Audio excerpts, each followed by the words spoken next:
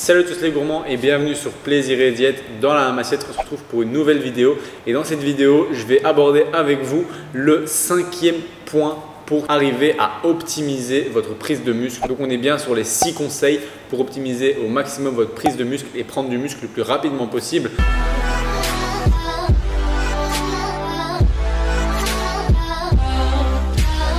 On est au 5e sur 6, le 6e c'est demain, donc pensez à bien vous abonner et cocher la cloche de notification pour ne pas rater la dernière vidéo qui sera très intéressante parce que je l'ai déjà filmée au moment où je vous parle et elle risque d'être très utile pour vous parce que ce sera un sujet que beaucoup de gens auront dans tous les cas dans leur vie de musculation. Donc j'en dis pas plus, restez connectés, abonnez-vous et cochez la cloche de notification pour être averti dès qu'elle sort. Pour moi, pour aujourd'hui, du coup, je vais vous parler de quoi? Je vais vous parler tout simplement de quel est le type d'entraînement qu'il faut que vous choisissiez. Quel split, comme on appelle ça, choisir? Est-ce que vous devriez plutôt faire biceps un jour, ou bien bras un jour, dos un jour, jambes un jour? Est-ce que c'est un muscle par jour par exemple? Est-ce que c'est du upper-lower, comme on appelle ça, donc une fois le haut du corps, une fois le bas du corps?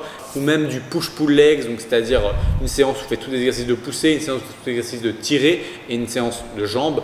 Est-ce que vous devriez faire du full body, c'est-à-dire tous les muscles à chaque séance? Eh bien, en réalité, j'ai envie de vous dire que tout fonctionne plus ou moins. En réalité, chacun a sa propre, on va dire, programmation qui va lui convenir, sachant que en règle générale, pour une personne qui est débutante ou intermédiaire en musculation, ce qui est sûrement le cas de la plupart des personnes qui regardent cette vidéo, parce que si je vous donne les 6 conseils pour prendre du muscle, c'est que vous voulez encore prendre du muscle, donc c'est que vous êtes encore à un niveau plus ou moins débutant ou intermédiaire.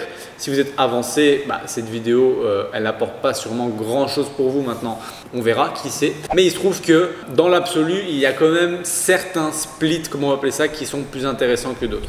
Le moins intéressant pour moi est celui tout simplement où on bosse un muscle par jour. Pourquoi? Parce que ça signifierait que chaque semaine, si vous voulez viser le volume de séries par groupe musculaire que vous avez envie d'avoir pour avoir de la masse musculaire, donner par exemple pour les biceps, disons 20 séries, on va dire. Vous avez besoin de 20 séries de travail sur vos biceps pour prendre du muscle et 20 séries sur vos triceps, admettons. Si ça vous demande de faire 5 exercices de 4 séries de biceps, 5 exercices de 4 séries de triceps pour arriver à avoir ces 20 séries, eh bien comprenez bien que si vous faites ces 4 exercices ou 5 exercices de biceps à la suite, j'ai fort à parier que entre le premier exercice et le 5e exercice, vous aurez des performances qui vont grandement se dégrader puisque la récupération n'aura pas été suffisante, que vous aurez enchaîné les exercices et que vous aurez évidemment moins de performance en faisant ça que si, admettons, que vous aviez 5 jours d'entraînement et que sur chacun des jours d'entraînement, vous aviez mis un exercice de biceps. À ce moment-là, pris séparément, il y aura eu plus de récupération et donc une performance qui sera probablement plus importante sur l'exercice de biceps. Ce qui veut dire que vous souleverez sûrement plus lourd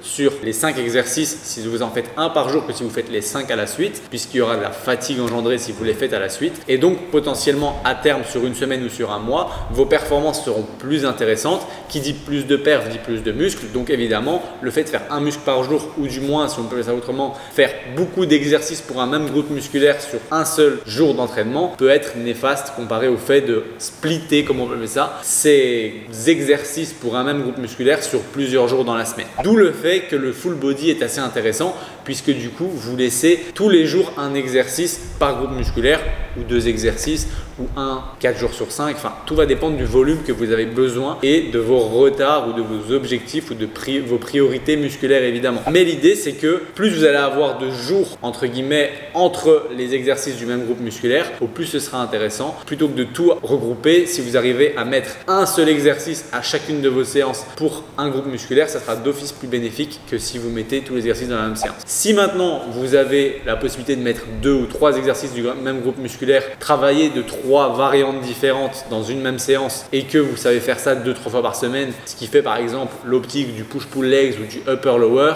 ou du half body, eh bien ça marche aussi évidemment. C'est juste que à grande échelle, le plus optimisé ce serait potentiellement le full body qui permet d'avoir une récup entre chaque séance. Le half body permet d'avoir plus ou moins ça, le push-pull leg aussi à moins grande échelle que le full body, mais comme vous le voyez encore dans cet exposé, eh bien le fait de faire un seul muscle par jour une fois par semaine ou même 2 fois par semaine réduira grandement les performances et donc la charge soulevée et donc la prise de muscle potentielle sur une durée donnée. Donc favoriser la possibilité de séparer vos exercices pour un même groupe musculaire sur plusieurs jours sans que ça ait pour nécessité de s'appeler un half body, un push-pull leg ou un full body. Tant que vous agencez les choses de manière à ce que vous ayez une bonne récupération sur chaque groupe musculaire avant de le refaire une fois et donc que vous ayez les meilleures performances, c'est ce qui comptera le plus.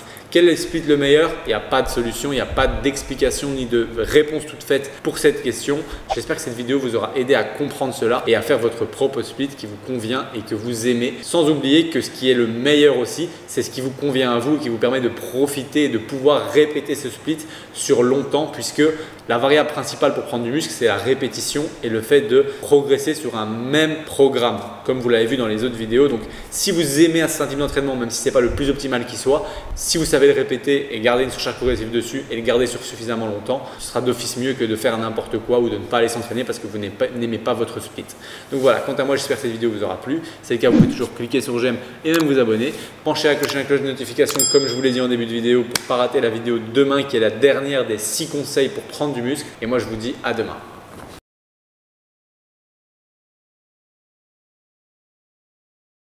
Ok, si tu es encore sur cette vidéo, c'est tout simplement parce que tu es intéressé parce que je vais te dire là maintenant. Je suis en train de te parler de quelque chose d'un petit peu plus personnel, plus axé sur toi, puisque je vais te parler tout simplement des coachings ou accompagnements qu'on peut proposer au sein de Plaisir et Diète. Je pense que si tu nous suis déjà sur Instagram, Plaisir et Diète, donc tout en un mot attaché sur Instagram, ou mon compte perso Maxime-LRNT, tu sais que je propose des suivis et qu'on propose au sein de la team de coaching des suivis au niveau de la nutrition, au niveau de l'entraînement, au niveau des deux ensemble, au niveau de votre mindset, au niveau de la psychologie liée à l'alimentation, un meilleur équilibre, etc. Ainsi que pour ma part et celle de Manon, des consultations diététiques qui peuvent être remboursées en fonction de vos mutuelles. Il se trouve que pour tous ces types de suivis, on a créé une sorte de questionnaire avec toutes les informations que tu pourrais nous faire parvenir pour qu'on analyse un petit peu ton cas et qu'on voit un petit peu ensemble en fait, est-ce qu'on a quelque chose à te proposer qui pourrait t'aider à atteindre tes objectifs, que ce soit une perte de gras, que ce soit une prise de muscle, que ce soit une meilleure relation à l'alimentation, que ce soit tout simplement une sortie des troubles du comportement alimentaire, que ce soit une recomposition corporelle, c'est-à-dire perte de gras tout en prenant du muscle et donc avec un poids qui reste plus ou moins stable mais un visuel qui s'améliore. Il y a moyen de faire de tout, donc l'idée c'est juste que tu nous donnes tout simplement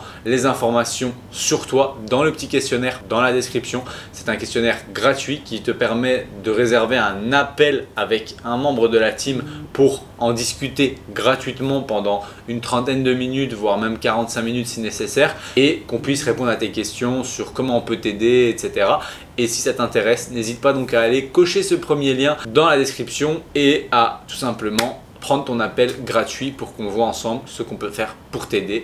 Ça me fait vraiment plaisir et encore merci d'écouter toutes nos vidéos. Donc ça, c'est le petit cadeau pour ceux qui restent jusqu'à la fin et à la prochaine.